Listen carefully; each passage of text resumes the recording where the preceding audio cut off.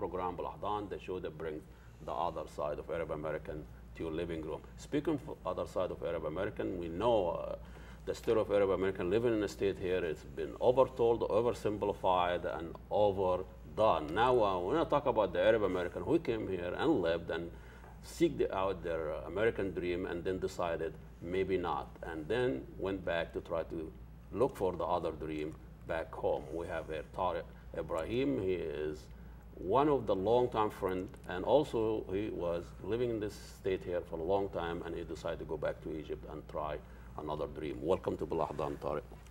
Welcome. Very nice. You look different. Very nice of you. And very nice. You. I'm putting my pink on. Yeah, you are taken care of in Egypt. Tell us a little bit about.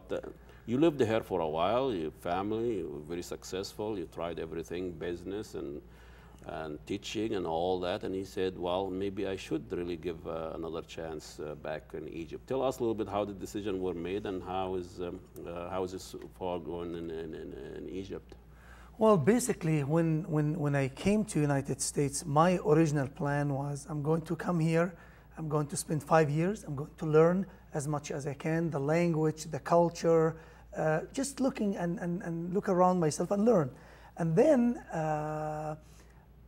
5 years became 6, 7, 8, 10, 20, 22, 23. And every year I would tell my wife, this year is the last year. We are moving back home. And I just looked around and I saw my little Alia becoming a young lady and Zaina becoming a young lady. And I decided... That's your kids? Those are my kids, yeah. Those are the most important member of my family. Mm-hmm. And I decided to take them and show them the other side for 2 reasons. I think America is a beautiful country. The Americans are wonderful people. There is good and bad, but I think the good are more than the bad. And I really think it's more or less who you're hanging up with and what you're trying to do. And I wanted so much for my kids to see the other side, to look and so if they ever come and live in the States, they really appreciate what they have here. Different perspective. Because yeah, we take everything in America for granted. As I said, I lived here for a long time, more than half of my life.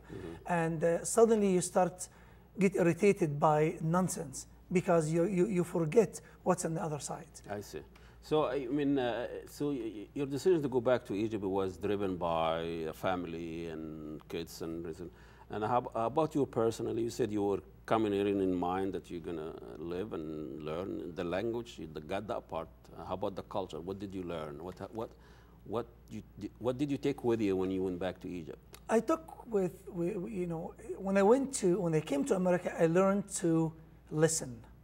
And I learned that's an interesting concept. It's absolutely important. Just listening. People in the Middle East, in general, they do not listen. You would ask someone something. They are very intelligent. They will take half of the first part of the sentence, and then they will assume the other half, and then they will tell you yes, yes, yes. I know. Exactly. And if you ask them, what do I really want? Yeah. Then. Say it again. Yeah, I mean, what did you really mean? And that's something. Well, people say nonsense anyway. When you miss half of it, you didn't miss much because people just chatting and as a social entertainment. And that way, you know, things are not getting done. Yeah, the listening skill is it's a lost art in Egypt because everybody wants to talk. Actually, from traveling, now I work as a consultant for the Australian government, and just traveling in the region and outside of the region, I think listening is something America is really mastering. I mean, we teach our kids to listen, and they grew up really listening, and it became a second nature, and that's something very, very important. So when you went to Egypt, tell us a little bit what is challenges and difficulties in the first few years, and work yourself now. You are consulting for meat production. Well, when we went to Egypt, you took your family with you. I took Sharon and Alia and Zaina and. We're going to have another show about the rest of the family. So. Well, probably we can do that. And I left my mother here because my mother is a wise woman, and she said, "You want to go to Egypt? You go." I'm saying. But your mother came to see you. Yes, but she likes it. Is there a and she story stayed there here. or not? We don't know about it. I wouldn't need to. I know it's I- interesting. Yeah, it is. You escaped from your mom. She came to see you, and you left her. And I left her, and I went You're a back. bad son. Oh no, I really wanted to give my kids stuff that if they don't get now, And your they will mom never is get. extremely happy here. She's happy. She's She has with her her family, friend. yeah. She's staying with my sister. Yeah. So I brought them here, and I went back there, and then when we went to Egypt, the first year was kind of really difficult because we were discovering everything, and I found myself always telling my wife and telling my kids, I swear this was not like that, and this was not like So that. Egypt changed. It did. There are what so way? many things. I mean, the population, with the increase of the population, explosion of Yeah. population, things has lost the character, lost the tenderness, lost the beauty of it. You have a beautiful villa, and then suddenly you found another 6 floors, not matching in color, not matching in design, not matching in anything, and it became an eyesore. I really believe that I lived when I was living in Egypt, in my community, it was a golden time, and that's why. You personally? Personally, yeah, personally. When I lived there, it was fantastic time, and I always tell my friends that they speak bad. They say, no, this is not good. I say, you probably did not live the life that I lived there. I mean, we had everything. We were not rich, but everything was easy and nice around us. But you left that, and you went to Europe, and you came here. And I came here, and it's still, the people are so diverse. There are some people who live in the past. There are some people who really forget everything about the past, and they move on. But it really depends on what is your past. Do you have something that you're trying to forget, or you have some beautiful memory that you're always trying to think of? What is the main motivation for you to leave Egypt, and we know the main motivation for going back now, family and your kids. What was the main motivation to leave Egypt and come to the United States? Well, after the revolution.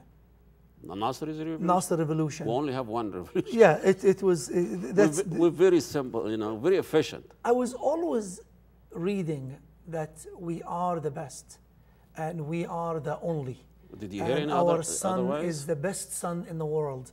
And I really I have the eagerness. I want to know what's behind this border, what's behind the seas. Yeah. And you hear a lot about America and about Europe. And I really wanted to find out what exactly out there. Oh. And I went to Germany, and I spent some time in Germany. I was playing handball.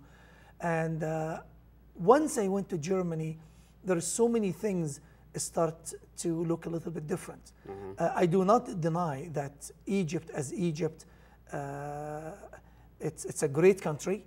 In probably in the 40s and in the 50s, we were considered to be, even we're not a superpower, but we were considered to be a super regional power. It was a major power in the area, and we were ahead of everybody in the region. So that's something we could not really deny, because we can look at the architecture, we can look at the culture. Egypt has a great culture. No, with the history, the old 5,000 ancient Egypt, but now you lived in the 70s, and you decided in the 80s to leave. Yes. And you were curious about America. Yes. And then you found out that this matched your curiosity. Do you think in a way you were disappointed, or you didn't match these things? What I would really have to say is, American system is like any other system, and with what happened to the Arab and the Muslim and any actually foreigners in America after September 11, it shows that any system in the world can go through ups and downs. I see what you mean. And were you disappointed in a way on how America reacted to 9/11? Oh yes. As an Arab American? Oh yes. Well, no. When I came to America and I lived here, I became American Arab, and this to me was a revolution. Most people will say Arab American. It's interesting you say American Arab. Because I'm living in this country, I'm learning from this country, I'm eating from this country. Yeah. You're feeding this country. Well, that's you were feeding this country. No, you became really part of the whole thing. Yeah. And then suddenly September 11 So you happens. take it seriously. Absolutely, responsibly. absolutely. And then 9/11 came.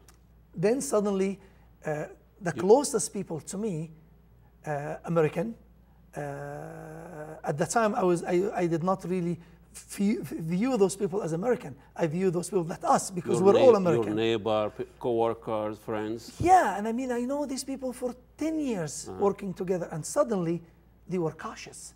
Suddenly I was not to be trusted. You are an Arab American. Yes, I'm not American, I'm an Arab American. And this really put... and you're not making this up because you have a personal brush with this. I was thrown in jail for 2 days for no reason. Even after you... After September 11. And after the 2 days, there was any explanation why you were in jail? Well, it was a little accident, and I was thrown in jail, even though it's a civil. You know, do you think it has something to do being an Arab? Absolutely. I was going home, and this sergeant came, and he took my ID, and he looked at it, and he said, the other officer told him, he's a witness, he's witnessing, and I gave him my card. They said, I have class to teach, and I have to be going because I have a final. But that's a, you know, what I'm saying, that's a great disappointment for you at the time. Yeah. I think you talked to me about this. But let's go back to Egypt now. When things like that happen, it could happen to any Egyptian. How's it different if you go in Egypt, something happened, and they throw you in jail? Because I was thrown in jail for no reason, but I wasn't that upset. Here or there? In Egypt. Yeah. You know, you picked up young kids, you're doing what, whatever, they put you in jail until you figure out when you have an answer. But our reaction is different than if it's happened to us outside of Egypt. Because you were doing something. I mean, if they would take you... absolutely innocent? Well, from your point of view, you know... From any respect. But anyway, what I'm saying, let's put it that way. Is it any different when it happened to Egypt than happened here? Let's say you're in Egypt, it happened to you there. Yes, absolutely. In Egypt, I would say, stop here. What's going on? You know, why I'm there? But here, you've been locked up, and you really have no idea, because you know your rules. You know, if you have a car accident, it's a civil. It's not a criminal. Insurance and then they take your picture, and then, I mean, the prison was very clean. You know, it was nice. That's maybe the difference right there. Yeah, and they give you a meal. No, that's wonderful.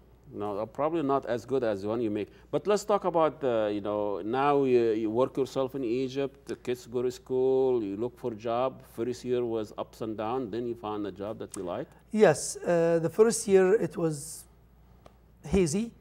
And the second year, I believe 8 months after, in the first year, you know, as you may know, I'm a chef. So I went to help the Chef Association. There was a competition run by Australia. So I was doing lots of translation and helping as a volunteer. You had your own show on television. Yes, I did. That was last year. Opportunity there. Absolutely. Last year it was a really hit. So I talked to those Australians, and they liked what I was doing very much, and they asked me, would you like to work with us? And I said, where? And they said, in Australia. I said, nope, I'm not leaving this country. I'm here. I just came. I just came. And they said, no, we will talk to you. And I talked to them, and I was hired as a senior consultant for Africa and the Middle East. So you go and see other business and try see like Chef Ramsay, you know, what's wrong with this place? Exactly. I travel all over. How the business is run in this part of the world? What's going on there?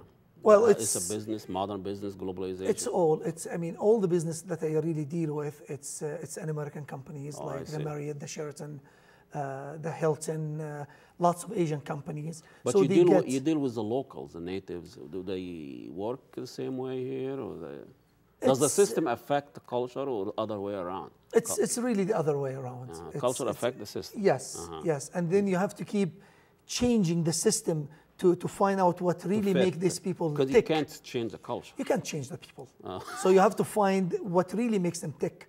And I found out, even in Egypt, I mean, a friend of mine was asking me, how do you deal with Egypt? And I said, smile. The only thing people, you know, need, smile to them, and everything will it's will interesting work. that will crack the culture code. That's why, because people look grim, but that doesn't mean they are rude, or but they just No, they're just tired. Yeah. They need the joke. They Yeah. need someone with good sense of humor. They need someone to tell them, "You're fantastic." And they that's need to make be a whole, recognized yes. somehow. Because nobody recognizes them, anywhere, in any level. Well, it's really hard when you have the system that we have there to be able to recognize anybody. You left Egypt for 25 or 22 years. You came back. Some people will have like culture freeze. They want Egypt the same way as when they left it. What changes did you find? When I'm talking about the people, the culture. There is a Major lot of change, and it's really, honestly, if you look very close, you'll find out that it's very positive. People are more educated. For example, when I left Egypt, there was very few people who spoke English. Now, everybody speaks English. Actually, people speak German, French, Italian. There is a lot of sense of business. There is a movement now in Egypt on tourism, how you treat the tourist. There is a lot of positive. And economy in Egypt is doing good compared with what's happening. You were telling me about it wasn't affected that much of the collapse of the financial.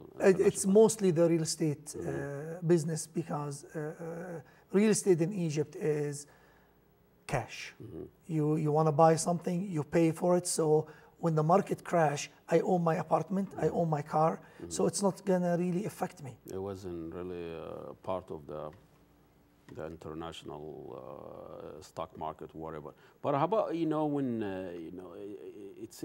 it seems like the Egyptians, no matter how different they are, they have this national characteristic, no matter what their background, educated, uneducated. What are the natural characteristics? You lived away from Egypt, you looked at them from outside, now you live with. What is the natural characteristic regardless of their socioeconomics and all that? In the old day, Egyptians were very confident. They have this confidence. Natural. It oozes out of them. Yeah. And Dunya, Egypt. Exactly. So when you the old days, when you say I'm an Egyptian, you really were respected, because you really carry this weight. You're well educated. You know how to handle yourself. You have history. You have. Now, when I travel in the Middle East, and actually outside of the Middle East, I can find an Egyptian among 100 with just the way he stands. Wow, how? Maybe he's just very, very proud and very confident, even if he doesn't know anything. Even he's just came out of his village. There is this confidence. There is this aura around him. Really? It's really, yes. I mean, it's not because you are Egyptian and you can smell him? No, you can find someone who's sweeping the street and standing there, really looking proud. Interesting. Yeah. So you were in Egypt during Obama's speech. Yes. You heard it. You've seen it, right? Yes. Bring me there. What's going on? How did you seen it with your family, or? I've seen it with my wife, who is an American, not an Arab American. And I've seen it with my kids. And I was sitting in our living room very comfortably, and I was just glued to the TV. I wasn't feeling anything around me, because I really wanted to know what our president will be doing. Were you listening to him or watching him as an American or as an Egyptian? I could not really separate those two. Okay. I actually said our president. Okay.